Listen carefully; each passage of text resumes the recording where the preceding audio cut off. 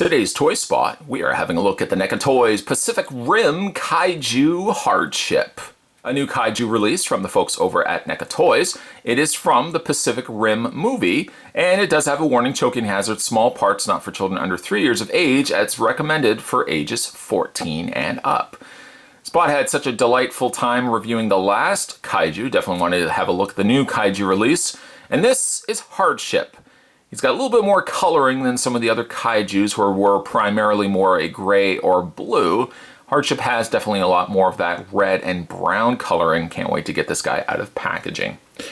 Speaking of packaging though, you can spin around the side of the packaging and there's some artwork there of Hardship. And spin him around to the back. Other figures available, there's the Ultimate Striker Eureka, the Ultimate Gypsy Danger, and the Deluxe Mutavore, which we've already had a look at. To check out more from the folks over at NECA Toys, make sure you head over to www.necaonline.com. Spot's going to take himself a break and get this opened up, but rest assured, when we come back, we're going to get a better look at the Pacific Rim Kaiju Hardship. There's more heading your way. Don't go anywhere. Stay tuned. Unlike Mutavore, Hardship here doesn't need any additional assembly when you get him out of packaging. He pretty much is good to go the moment you get him out of the box. He does come with one thing, much like Mutavore. He does come with the same cross or holding display stand. As you can see, it's just a basic display stand with an adjustable neck and the section on the top there, which fits best, not probably showing you the best in the Mutavore review, but it fits best right in the little tucked air cavity section between his torso and his waist. And then from there, you can adjust either the clip back, depending on where you want to space him, but he does a pretty good job of standing up the figure. He does not have the luxury of some of the other Kaijus in the sense that there's not really a lot holding him up, whereas in the past cases you might have had a longer tail, or you might have had some extension to the Kaiju, allowing him to kind of really stand on his own, not needing a display stand. Unless you do the fallback, literally falling him back onto his tail, displaying him on the supplied display stand really is your best option. Let's go ahead and remove the display stand for a second, and let's have a look at the figure, which carries a lot of similar aspects to the previously looked at Mutavore. Of course, the coloring is one of the big differences between him and Mutavore. Mutavore was more of a blue-based gray with a lot of gray undertones and gray colorings to that. Hardship, on the other hand, very, very distinctly different. What was blue, what was gray, seems now swapped out for a lot of purples, a lot of different shades of purple, of course the notable wash of this orange color on his shell, and a lot of the little piercing streaked color of the yellow. The yellow is an exceptional touch to the Kaiju because it gives a lot of extra depth and a lot of just extra needed color, if you ask me. Having a look at his face, you probably see one thing right off the bat. There is his face right here. He's got actually a really interesting design. Actually, all the Kaijus have a really interesting design. Hardship has a very axe-like blade on the front here. Imagining he would probably be using that for ramming, and judging by the style of blade, the bladed tip, it could probably be very, very successful at piercing through metal shells, and actually even piercing through probably some, maybe like one of the Jaegers, one of the Jaegers actually. So the face itself does actually still bear a very striking resemblance to Knifehead, and then of course the some of the other Kaijus as well. But one thing that's neat about this one is it has mandibles. The mandibles are on a ball joint, and you can normally close the mouth kind of like that to give it a fully closed-in appearance, but at any given point, you can also bring these mandibles out. I did notice on a couple of times, though, when moving the mandible, because they are on smaller ball joints, I've actually popped the mandible right off, but it pegs right into place very, very easily. He's got a couple of sets of eyes, actually 2 sets of eyes to be exact. The larger set right around the area where the yellow is striped itself through. But then he's got also a secondary eye that runs closer to where the jaw area is.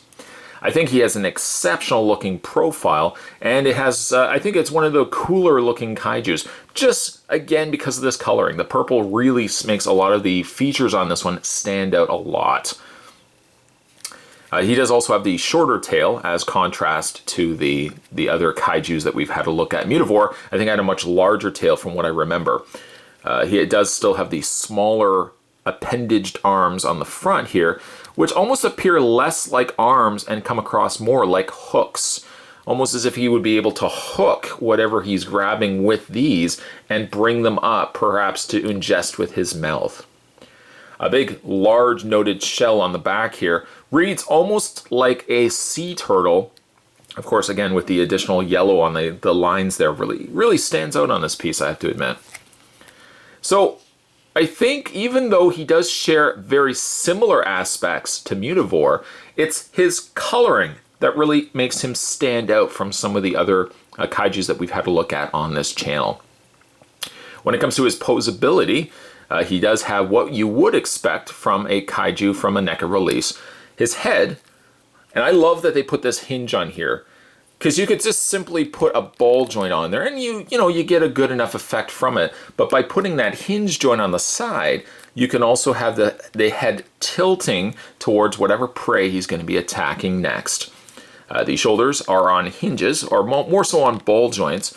And he's got a secondary hinge joint where the shoulder or the bicep area of the creature would be plugged into the shoulder cavity.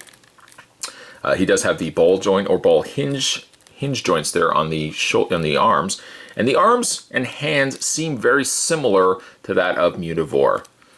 When it comes to the torso is on its own independent ball joint, but because the shell takes up so much of the back of the creature, it does get a little problematic to try to get in there with your hand to move the lower waist. But once you get it going, it does actually a pretty good job. You just kind of have to reach underneath the shell though to get that accomplished. He doesn't have any sort of tail articulation, but he does have ball joints on the legs, move forward and back. He does have a hinge on the knee, which is extremely stiff. Even after playing with this figure for the last 30 minutes, he's still really stiff. And then he's also got the ball joint in the foot, which rotates all the way around. And then he's got a secondary ball joint on the toes themselves, which also adds some much needed ankle pivot, if you ask me.